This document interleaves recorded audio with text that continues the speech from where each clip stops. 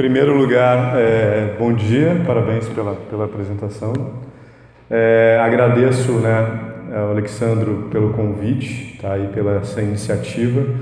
E notem que é algo revolucionário até, né? As pessoas sábado pela manhã, né? Então eu quero dar os parabéns de vocês estarem presentes aqui. Alguns poderiam estar dormindo, descansando, estando com as suas famílias e estão buscando conhecimento, né? Que afinal eu acho que o conhecimento é uma das formas que a gente tem de garantir e prover a nossa liberdade, especialmente intelectual. Bom, vou tentar falar em 20 minutos, tá?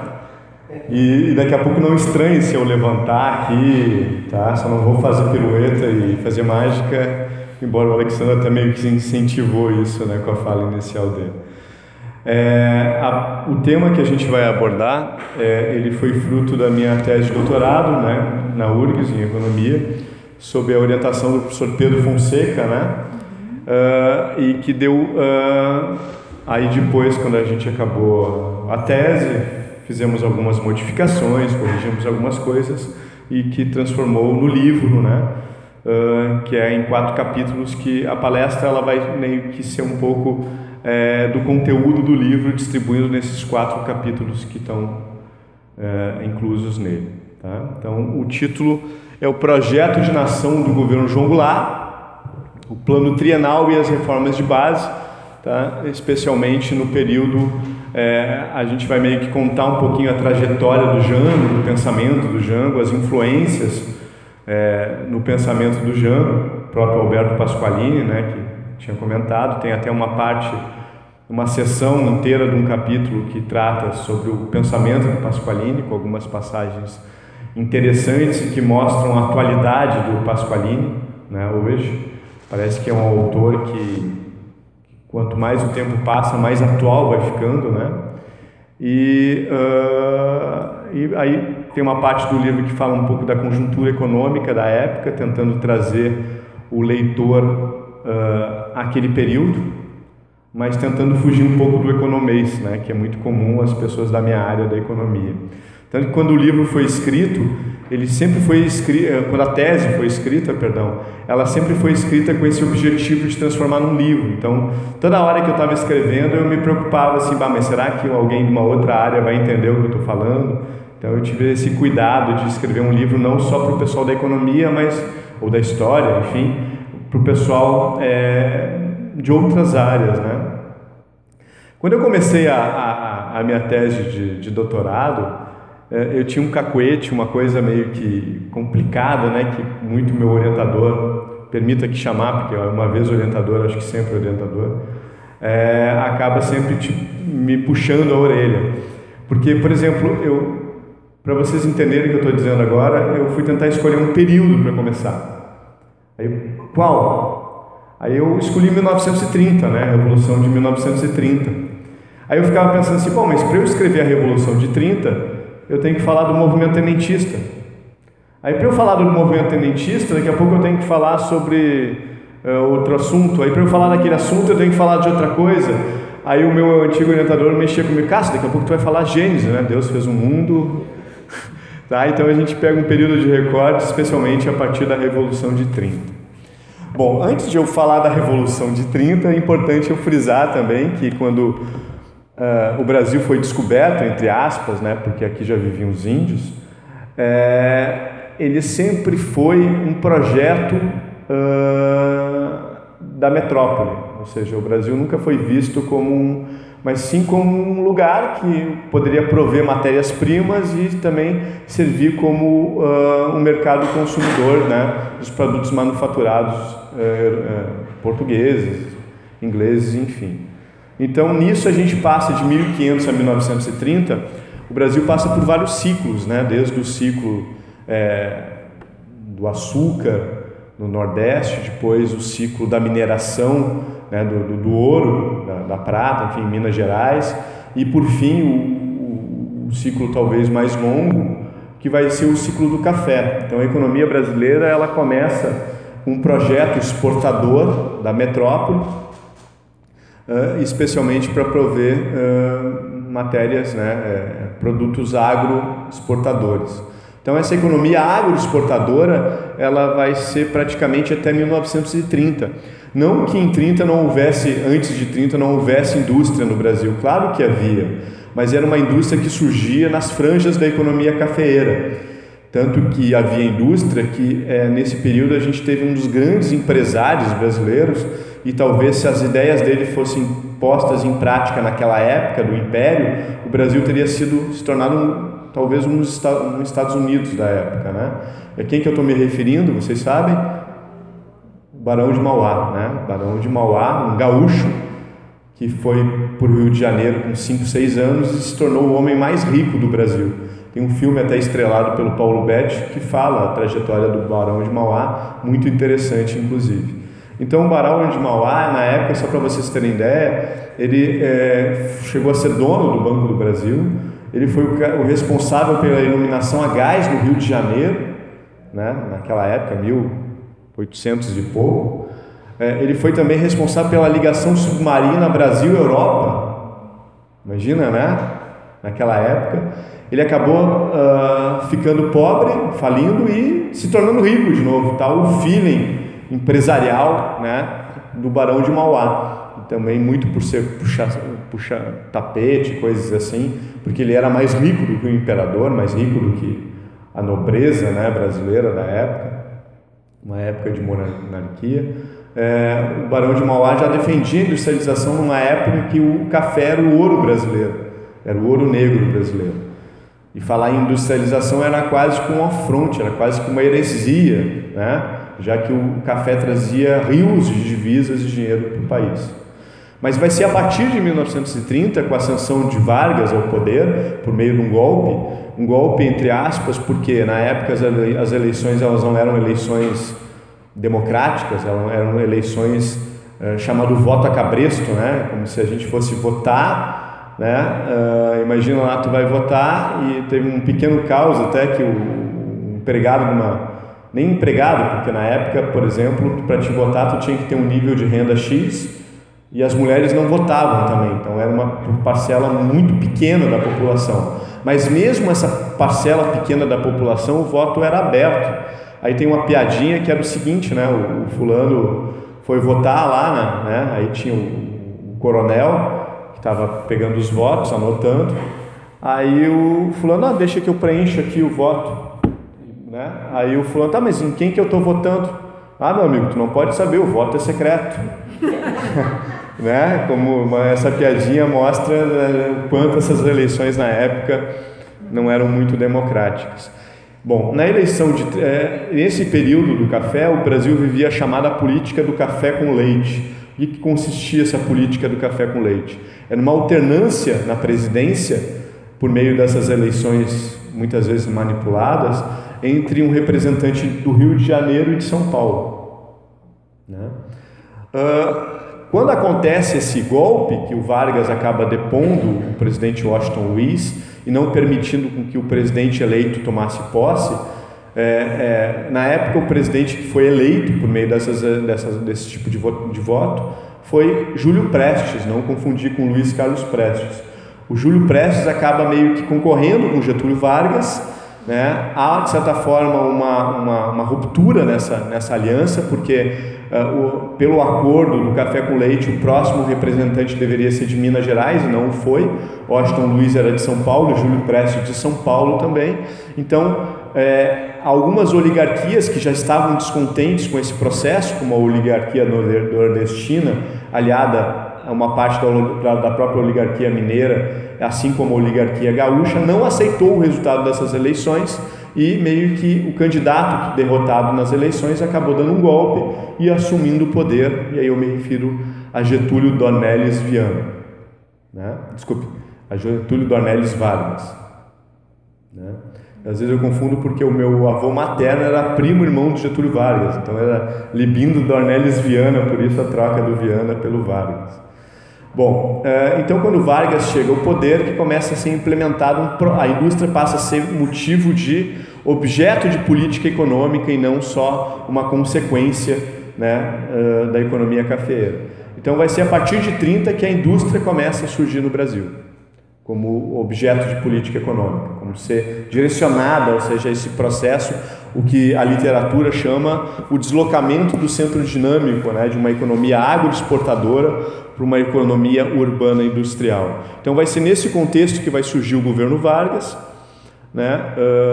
O Vargas ele acaba fazendo um acordo com essa oligarquia rural que era muito forte no país e que acaba não sendo deslocada completamente do poder, que quando ele implementa a legislação trabalhista, né, que já era uma luta antiga dos trabalhadores, quando ele implementa a legislação trabalhista, ele faz meio que um acordo velado com o campo, ou seja, a legislação trabalhista é imposta na cidade e não no campo, né? No campo vai ser estendida em qual governo, vocês sabem? Vai que o Santos não vale dizer, nem a professora. Né? Em qual governo que essa legislação trabalhista vai ser estendida? No governo João Goulart. Até então, até a década de 60, os únicos que tinham direito à legislação trabalhista era o trabalhador da cidade. Isso era uma estratégia também do próprio processo de substituição de importações, que foi a estratégia adotada para a industrialização brasileira, que era o quê? Fazer esse êxodo do campo para a cidade e ter mão de obra para essa indústria que está surgindo. Pode passar. Então,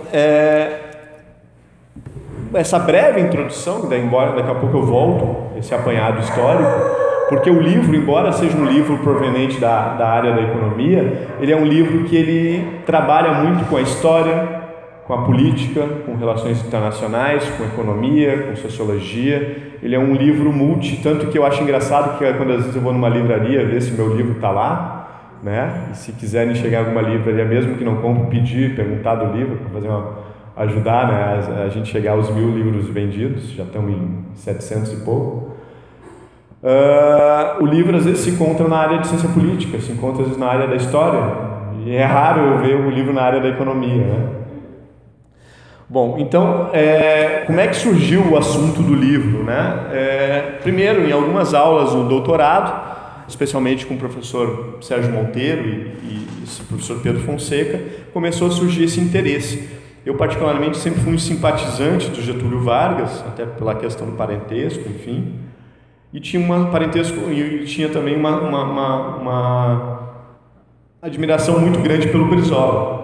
Aí um dia, conversando com um amigo meu, o professor Charles, pedi que tu não pesquisa sobre o Jango, enfim, e eu comecei a pesquisar. E aí eu comecei a meio que ficar apaixonado pelo tema, né, e pelo objeto, que isso é um problema, porque o meu orientador teve que me puxar muito a orelha, né, de ser apaixonado pelo assunto que tu está pesquisando, para tentar trazer essa isenção, né, do acadêmico, que eu comecei a me encantar com a figura do João Goulart. E, na minha opinião, talvez um dos políticos mais injustiçados do Brasil, que até um tempo atrás a academia, especialmente a área da história, trabalhava muito com o conceito de populismo, que eu refuto, que eu não concordo com essa expressão populismo.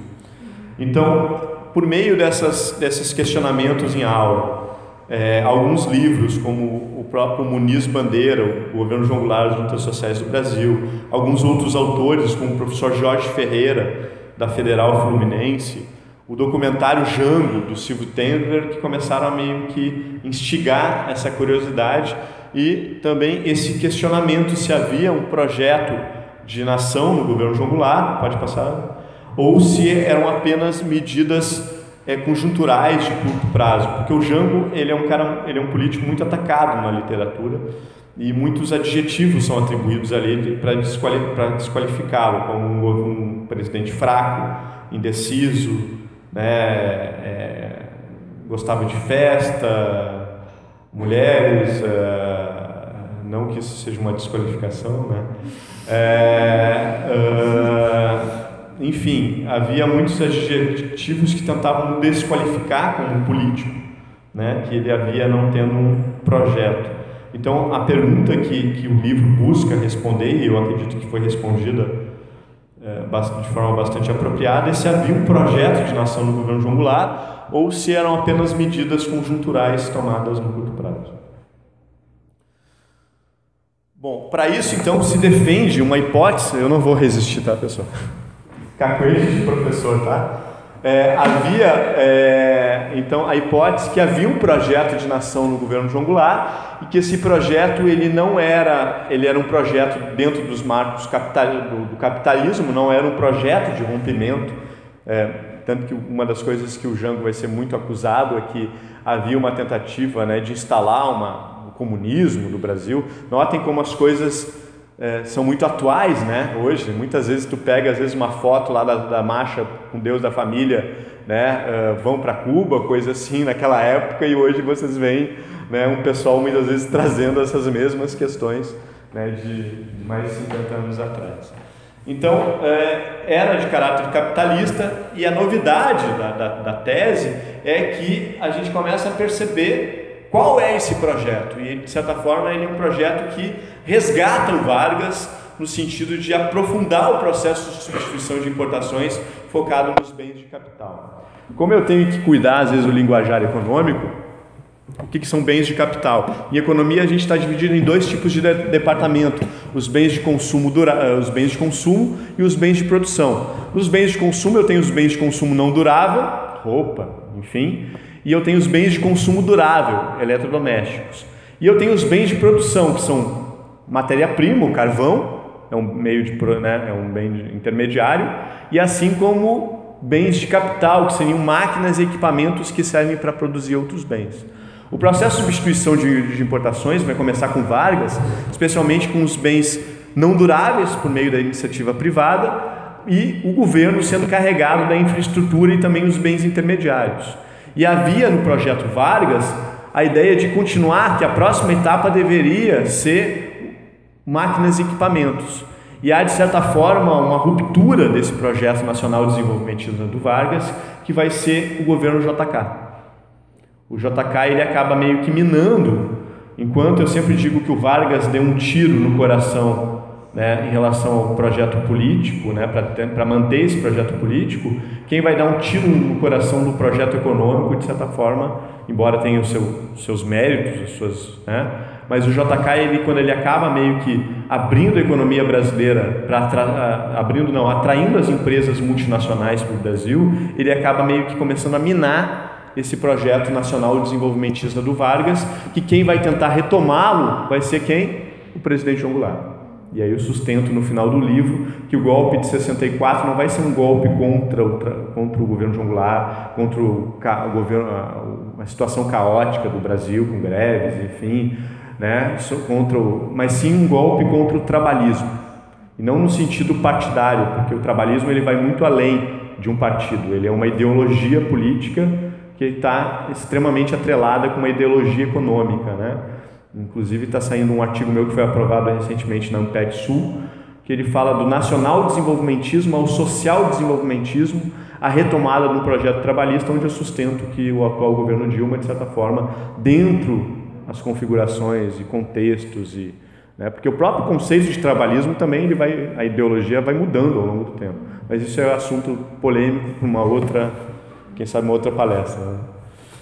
Bom, então a justificativa que eu já comentei da pesquisa do livro vai ser resolver isso e tentar trazer que havia um projeto de nação para o governo João Goulart. Enfim, eu já comentei, né, o objetivo, que é se havia esse projeto, e objetivos específicos também seria o quê? Mostrar esse projeto Vargas, que o Jango vai ser uma continuação e um aperfeiçoamento por meio de alguns outros autores que vão contribuir isso, como o próprio Pasqualini, né, o próprio Fernando Ferrari, enfim. Identificar se havia um pensamento político do Jango, ou se era uma coisa que ele vai ser meio levado pelas forças trabalhistas, as forças democráticas, ou se já havia essa ideia de projeto no Jango antes dele assumir a presidência da República. Caracterizar o contexto político-econômico da época, especialmente isso é feito no segundo capítulo do livro. Mostrar a intenção do governo de continuar o processo de substituição de importações, o terceiro capítulo. Mostrar a grande quantidade de realizações do governo João Goulart num período curto de tempo, que isso é uma das partes mais impressionantes do livro, né? E também quais são os objetivos e a finalidade das chamadas reformas de base.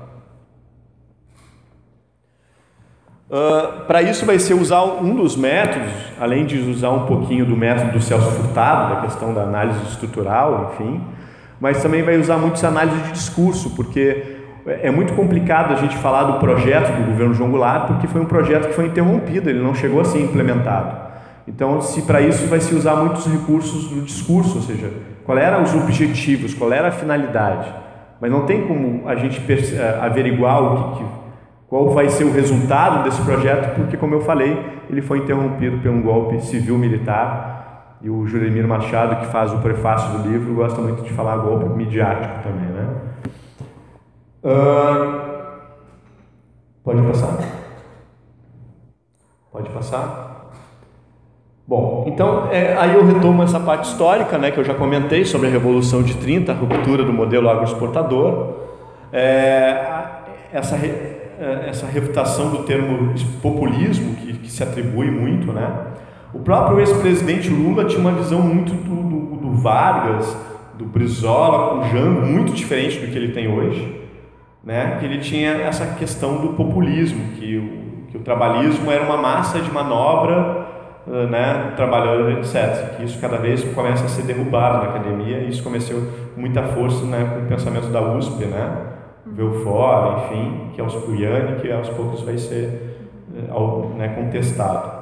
Porque o populismo, na verdade, notem, a expressão populismo, o significado real dela seria o quê? Populismo, capitalismo, socialismo. Populismo seria o quê? Uma doutrina popular, algo popular. E hoje tem a pecha de populismo serve mais para te xingar um político do que como dizer que ele é popular. Tu não fala que aquele político é populista no sentido que ele é popular, mas sim que ele é demagogo.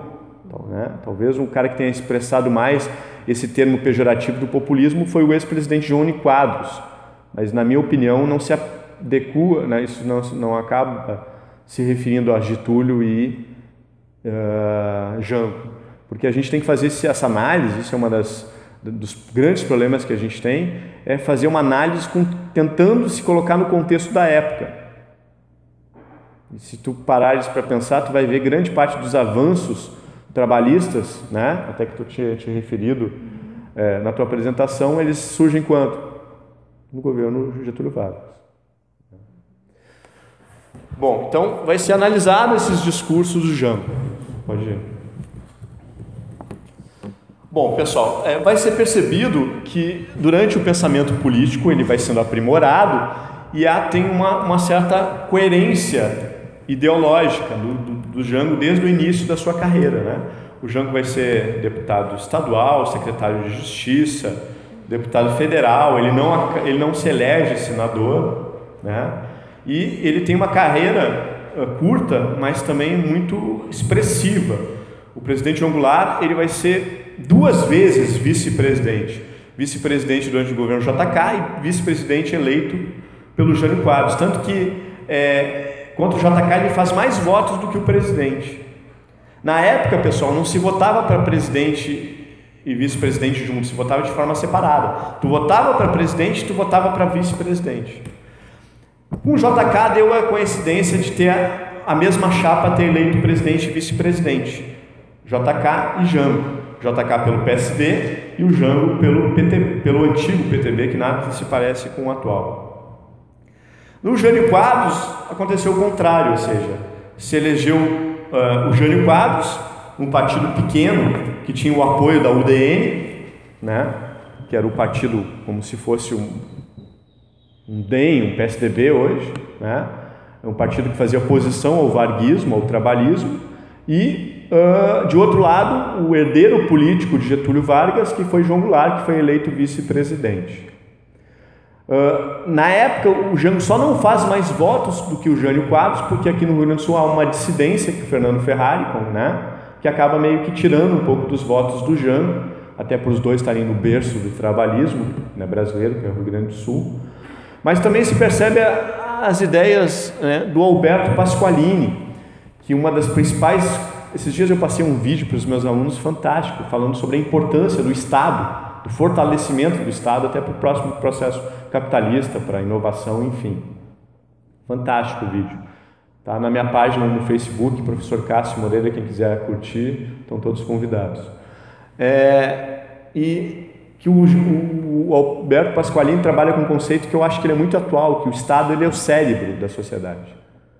E se a gente enfraquece o cérebro, por consequência, enfraquece toda a sociedade, né? E o Pasqualini traz muitas dessas ideias, e aos poucos aquele projeto do Vargas nacional, que ganha ênfase especialmente no segundo governo Vargas, né? que acaba terminando com o suicídio dele, ele começa a ganhar força a questão da redistribuição de renda. Que o primeiro político, o primeiro presidente que vai trazer essa questão para a ordem do dia, que é necessário crescer com redistribuição de renda, vai ser o João Goulart. Mas ele não vai conseguir fazer isso porque ele vai ser deposto. O único presidente que consegue fazer isso de forma efetiva, de forma sustentada, vai ser o presidente Lula. Vai ser só no governo Lula que o Brasil vai começar a crescer com redistribuição de renda. Até então a gente tem alguns períodos curtos de distribuição de renda, como o Plano Cruzado no governo Sarney, mas que não vão ser autossustentáveis, porque vão redistribuir renda e logo em seguida a própria fracasso do Plano Real vai reverter essa redistribuição de renda. Eu me refiro ao abono salarial, enfim, lá do Plano Cruzado. Então,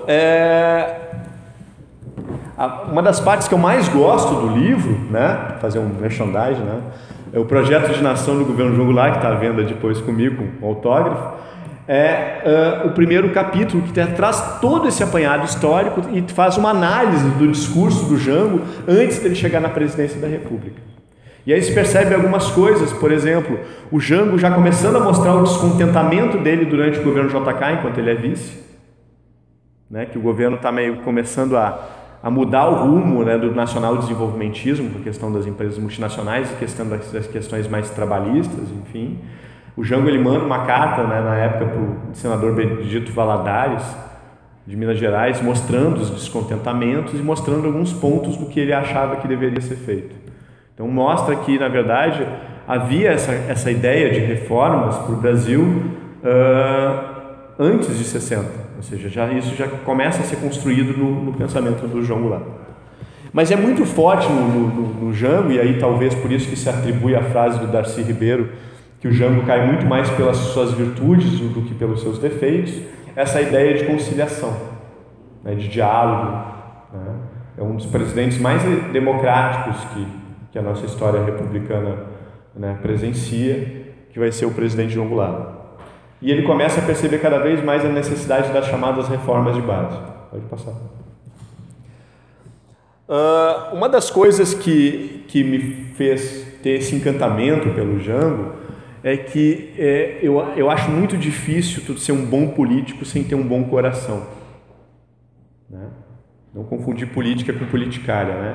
Eu acho que tu tem que... E aí eu comecei a investigar um pouco a vida do Jango, quanto homem, quanto pessoa, né? E eu fiquei sabendo de algumas histórias, que a maioria, acredito que sejam verdadeiras, né? Até pelas fontes que eu consultei. Mas eu vou contar dois pequenos causos que vão meio que mostrar um pouquinho essa característica do Jango. O primeiro é que o Jango ele era um dos fazendeiros mais ricos do Brasil. E havia uma contradição aí, um dos homens mais ricos, um dos fazendeiros mais ricos defendendo a reforma agrária, né? Que é uma reforma capitalista crucial, né, para o desenvolvimento do capitalismo. O próprio Japão fez isso e talvez o Japão só é o que é hoje pela reforma capitalista agrária que foi feita na economia japonesa. Mas assim, ele, por exemplo, ele tinha muitas propriedades que muitas pessoas moravam sem pagar aluguel. Às vezes as pessoas chegavam e pediam... E o Jango era um cara extremamente mão aberta. Que geralmente, às vezes, quem tem muito dinheiro, né? E ele era um cara que ele tinha um feeling. Ele era um cara que ele herdou uma fortuna do pai dele, mas ele triplicou, quadruplicou. Ele era um exímio negociador. Ele era um cara que está na passagem do livro, que tudo que eu estou falando está aqui.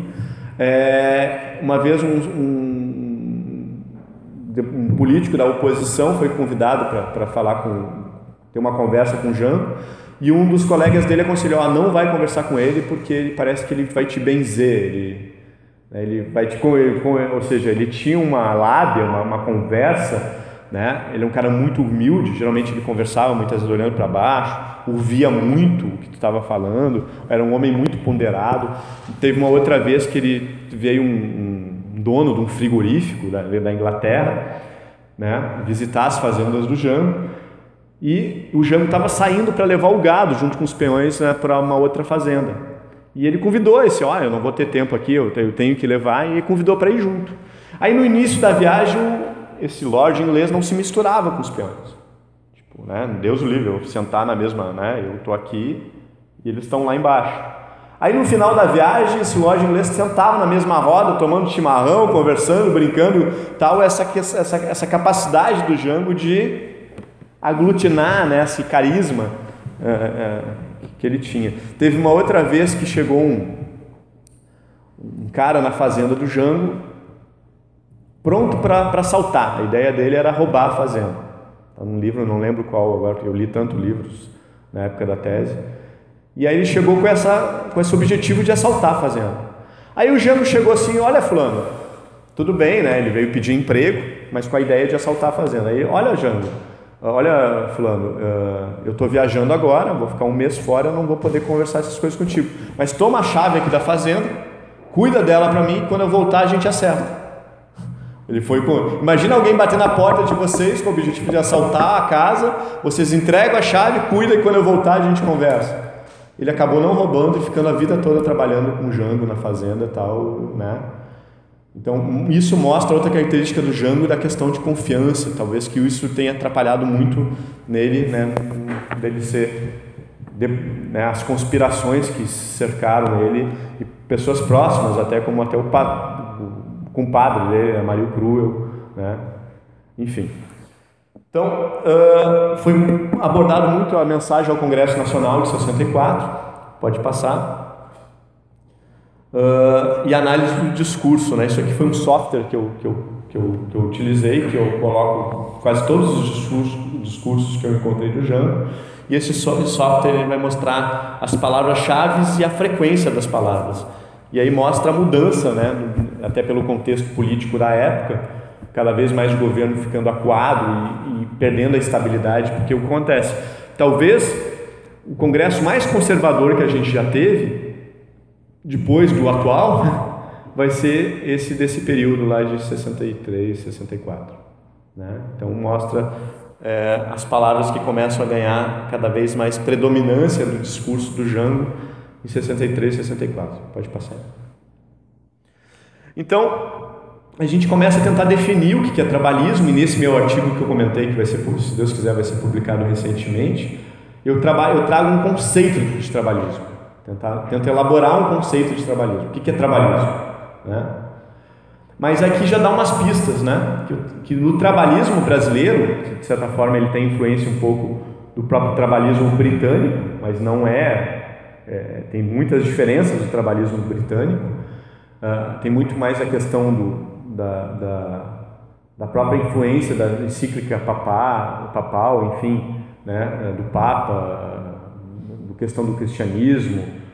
Tem muitas coisas que vão influenciar, né, então a gente vai meio que trabalhar algumas coisas, que é o trabalhismo britânico, a questão do desenvolvimentismo, ele pode ser um desenvolvimentismo, enfim, o regime militar foi um governo desenvolvimentista, né?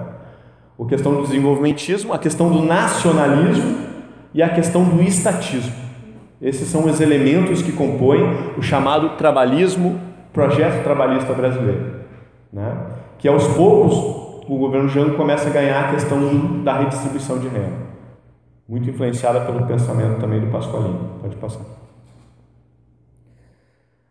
Aqui mostra também, que aí sustenta um pouco da minha tese, que o golpe foi contra um projeto, que aí eu chamo projeto trabalhista, né? E assim como eu sustento, e aí é uma opinião muito particular minha, que é uma controvérsia, que todo esse movimento que existe no país hoje contra o governo Dilma, ele é fruto muito mais de um combate ao trabalhismo, né? que é adaptado com o tempo, ou seja, tem muitas das reformas. Quer ver um exemplo?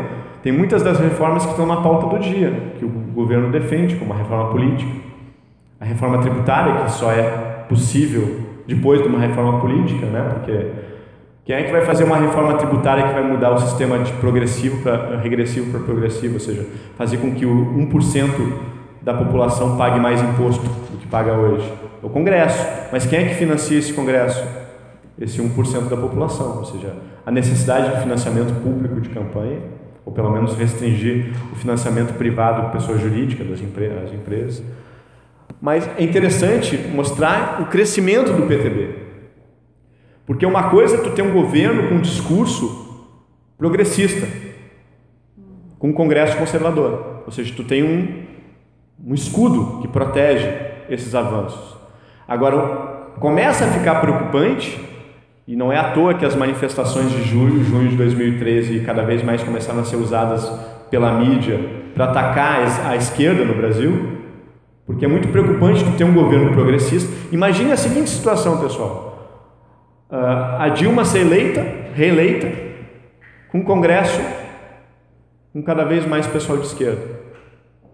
É complicado, porque muitas das ideias de esquerda podem ser implementadas efetivamente. Então, quanto mais enfraquecido fica o governo, e quanto mais enfraquecido fica esse discurso mais de esquerda, não estou me referindo a esquerda revolucionária, comunista, esquerda trabalhista mesmo, enfim, dentro da esfera capitalista, porque hoje às vezes tu fala em esquerda e as pessoas vai para Cuba, mas eu não quero ir para Cuba, eu quero ir para a Suécia,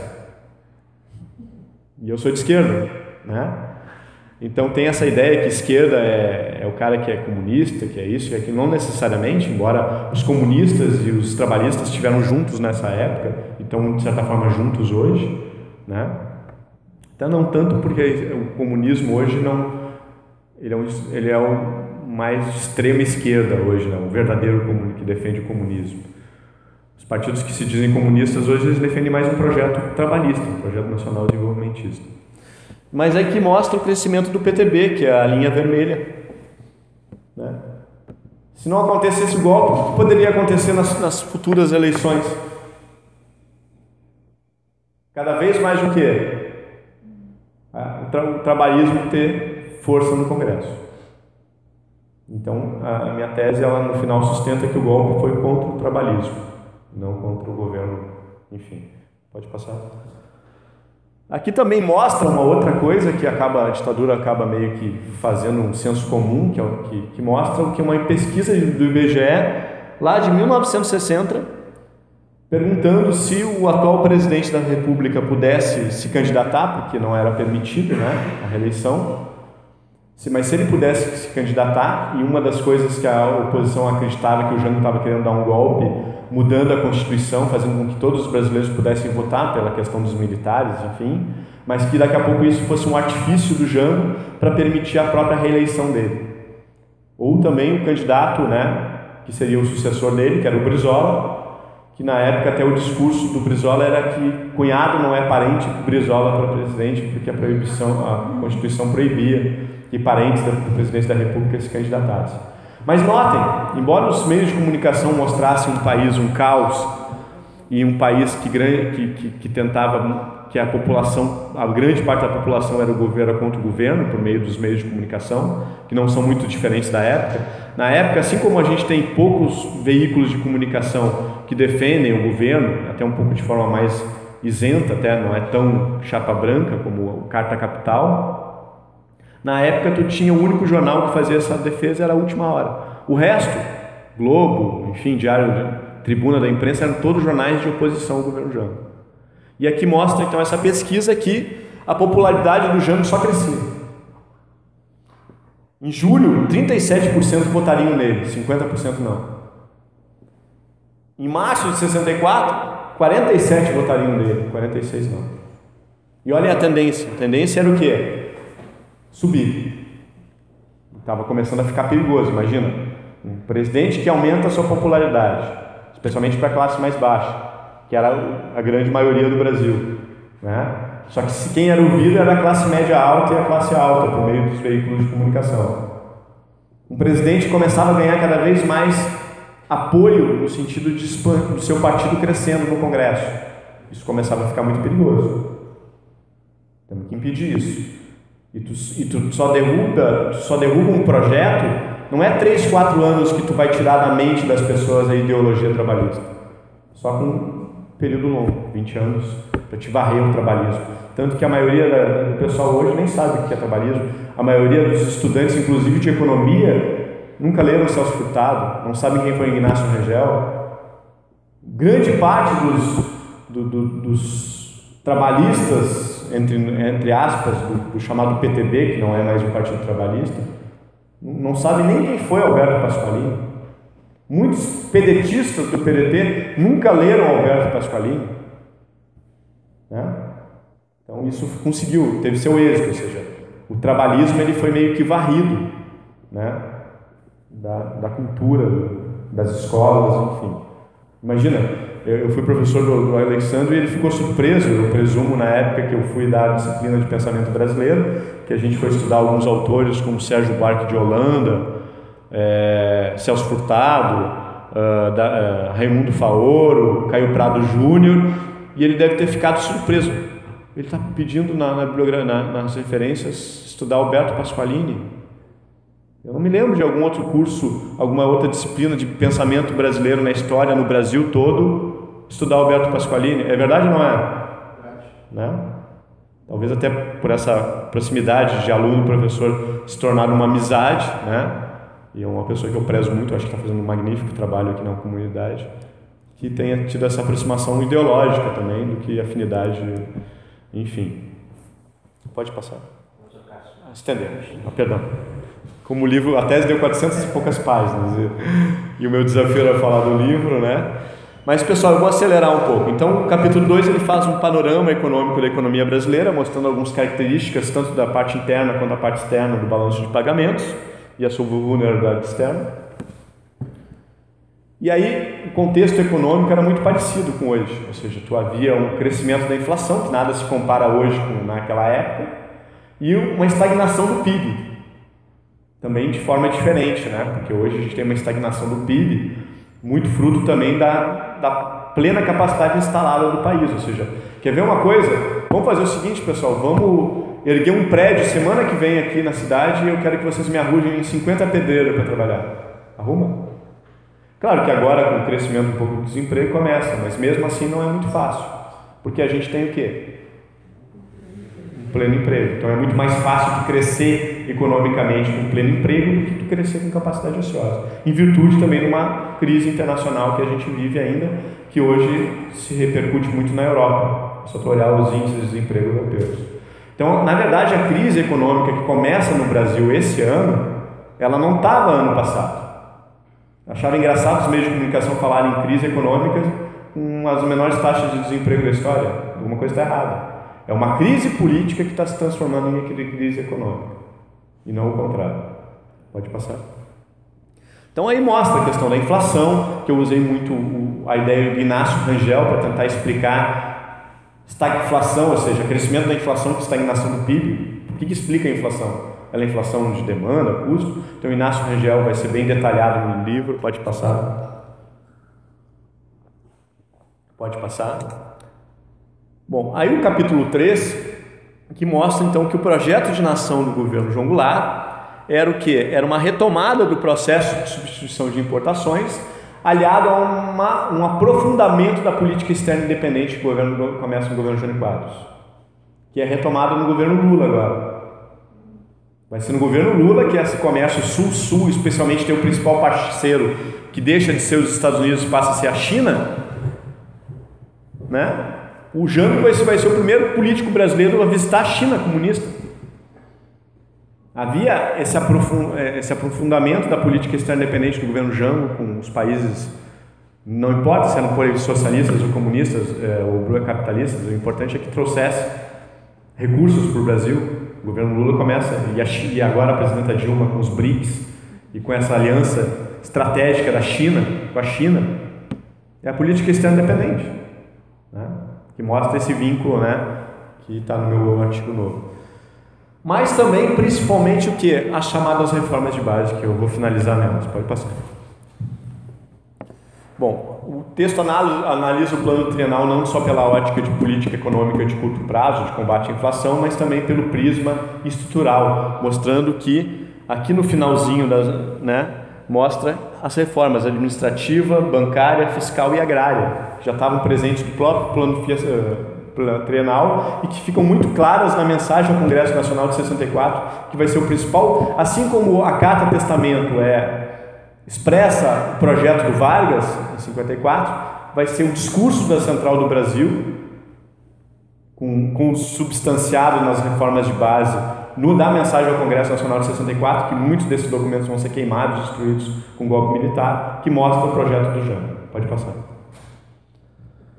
Plano trienal, que eu já comentei, pode passar. A mensagem ao Congresso Nacional, pode passar. Né? Pode passar. Então, processo de substituição de importações, quando o Vargas se suicida e assume o Café Filho, o Café Filho vai ser fruto de uma aliança muito parecida com o que o Lula fez com o Maluf em São Paulo para eleger o Haddad. O Getúlio vai fazer uma aliança com um político chamado Adhemar de Barros. É ele que surgiu essa expressão rouba mais faz, né, que o Maluf acaba sendo atribuído ao Maluf depois. E o Adhemar de Barros, ao contrário do Maluf, que exigiu para apoiar o Haddad, apertar a mão do Lula, que isso saiu em manchete, né? O Adhemar de Barros não exigiu bater uma foto apertando a mão do Getúlio. Ele exigiu uma coisa mais inteligente, inclusive. Ele exigiu que o vice fosse indicação dele. Então vai ser indicado o Café Filho. E aí quando o Getúlio se suicida, quem é que assume? O Café Filho, que acaba meio que minando esse projeto do Vargas e lança a instrução 113 da SUMOC, que vai ser uma instrução que vai beneficiar o capital estrangeiro.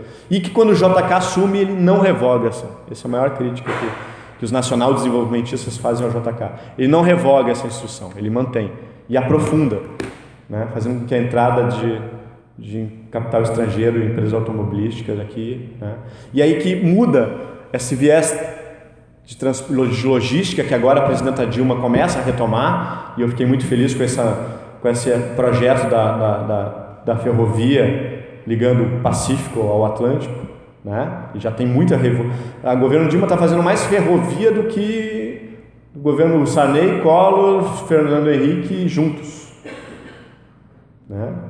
E quem é que vai mudar essa estrutura logística? O JK. O Vargas aposta nas ferrovias, como os Estados Unidos, muito do sucesso econômico americano se deve às ferrovias, e o JK vai meio que favorecer as rodovias, até para agradar as empresas automobilísticas que estão vindo para o Brasil. E aí quem é que vai revogar essa instrução 113 da SUMOC, implementar uma outra que favorece o capital nacional, especialmente a substituição de máquinas e equipamentos? O governo João Goulart na instrução 242 da SUMOC, que era uma espécie de banco central da época. Pode passar? Então, na verdade, pessoal, as reformas de base, elas já estão no discurso do Jango, que elas começam a ser aprimoradas, e elas estão interligadas e têm uma consequência lógica. Pode passar? Bom, reforma administrativa, né? Concurso público, naquela época, né? Uma reforma eleitoral, trazendo voto aos analfabetos, que era uma coisa significativa, porque mais de 60% da população brasileira era analfabeta e não votava. Reforma da educação urbana, que de certa forma a presidenta Dilma começa a fazer a reforma urbana com outra forma, que é o Minha Casa Minha Vida. Mas na época era desapropriação de alguns apartamentos não estivessem sendo utilizados, enfim. Reforma tributária, que até hoje está na pauta do dia, que é necessário um congresso progressista para fazer isso, senão não sai. Que é mudar o que? Sistema que taxa. Hoje no Brasil se paga muito imposto, relativamente. Quem ganha pouco paga muito imposto, quem ganha muito paga muito pouco imposto. A nossa carga tributária está longe de ser 50% do PIB. Mas por que a gente tem a sensação que a gente paga muito imposto? Porque é a classe baixa, a classe média baixa que paga imposto no país. Então as reformas de base, a mãe de todas as reformas, assim como o governo atual tem essa concepção, que é o quê? A própria presidenta Dilma pediu a minha tese. E eu tive um evento na Fierix que eu entreguei em mãos, tem uma foto minha com ela, entregando a tese, né, o livro, que virou livro. Pode passar? Então, ela tem um caráter, uma lógica, né? A reforma política e eleitoral, que é a mãe de todas as reformas, e aí por meio dela algumas outras reformas, como a administrativa, fiscal, bancária, e a que ganhou a projeção nacional pela luta da época, que é a reforma agrária, que acabou ganhando né, como a principal reforma, mas não era a principal reforma, mas era uma das importantes também, né? Mas havia toda uma concepção de reformas no Brasil. Pode passar para eu finalizar? O quarto capítulo, pessoal, que é o artigo que tu leste, foi talvez a gente tenha sido o primeiro a falar no Brasil nisso. Que eu fazendo a minha tese, eu comecei a perceber uma outra coisa que estava uma outra tese, mas como, né, ia fugir do objetivo que era que eu comecei a perceber que muito que o Jango apontava na mensagem ao Congresso de 64, que foi muito destruída os documentos com o regime militar, o governo Geisel implementou. Então dá a impressão que o governo Geisel meio que... De onde é que surgiu o segundo PND? Que foi o Plano Nacional de Desenvolvimento surgiu. De onde é que surgiu? Foi um plano que tu não vê na literatura e ele surge com o ministro Veloso de uma hora para outra. Né? Como é que foi elaborado? Vamos ver algumas semelhanças? Isso está num artigo que eu publiquei com o meu orientador, Projeto do Governo Goulart e segundo PND, né? Uma semelhança, para não falar outras coisas. Né? Vamos ver algumas semelhanças.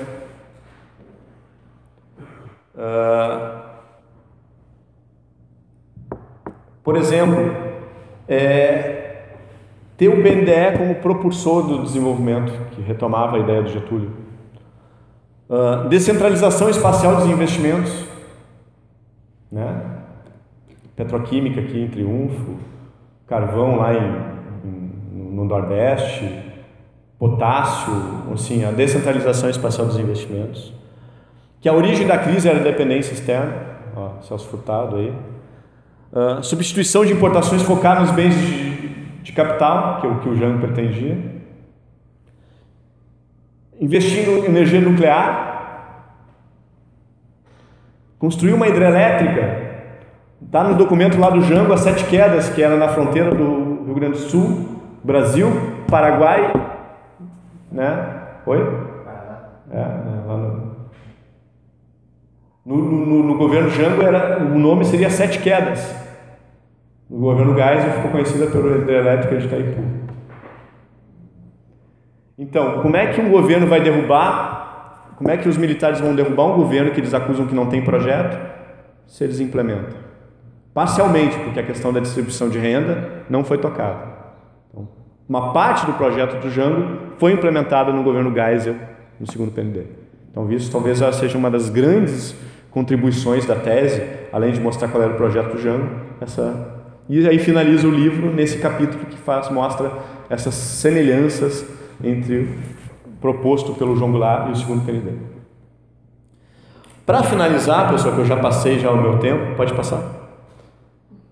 Aqui uma coisa bem aqui mostrando um quadro comparativo que está no livro sobre o segundo PND e o governo Goulart. Pode passar? Pode passar? Pode passar? Né?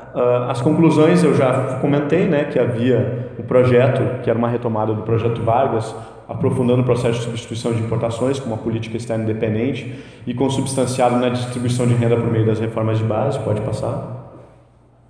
E aqui mostra um pouco a sustentação que o golpe ele foi contra o projeto trabalhista e não contra outros fatores. Pode passar. Aqui mostra também quem eram os opositores do Jango, como é parecido com hoje, né? Pode passar. Pode passar. Pode passar. Pode passar. Pode passar. Vou finalizar só lendo, me permita. Eu sei que estourei o meu tempo, mas isso é uma coisa que eu acho que mostra muito, né, o estímulo à substituição de importações e a diversificação de exportações e decisões conducentes à abertura de novos mercados. Parece atual hoje, né? Tais, precisamente, são as diretrizes que têm orientado e continuarão a orientar a ação do meu governo. Presidente João Goulart. Isso aqui que mostra a importância que o Jango tinha, sobre a importância que ele dava para as reformas de base. Olha a importância que ele dava. Estou certo de que os nobres parlamentares do Brasil desse ano de 64 guardam fidelidade às honrosas tradições de nossos antepassados que, em conjunturas semelhantes da vida nacional, como a independência, a abolição da escravatura, a proclamação da República, a promulgação da legislação trabalhista tiveram a sabedoria e a grandeza de renovar as instituições básicas da nação que se havia tomado obsoletas, assim salvaguardando o desenvolvimento pacífico do povo brasileiro.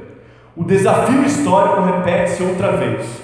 Agora a nossa geração é que está convocada para cumprir a alta missão de ampliar as estruturas socioeconômicas e renovar as instituições jurídicas, a fim de preservar a paz da família brasileira e abrir à nação novas perspectivas de progresso e de integração de milhões de patrícios numa vida mais compatível com a dignidade humana. O que ele quer dizer com isso? Ele quer dizer que, assim como a independência, a abolição da escravatura, proclamação da República e legislação trabalhista, as reformas de base. A importância, ele bota a reforma de base como... E tem uma frase do Celso Furtado que eu gosto muito, que ele diz um pouco antes de morrer, em 2004, final do governo Fernando Henrique, início do governo Lula, que ele dizia o seguinte: nunca foi tão distante a distância do que somos e do que poderíamos ser. Para finalizar, eu só vou deixar um pensamento para vocês, que é um dos meus economistas prediletos, que eu acho que explica muito, né, do que a gente vê hoje. Especialmente o pessoal mais defendendo o neoliberalismo, enfim. Que é o quê?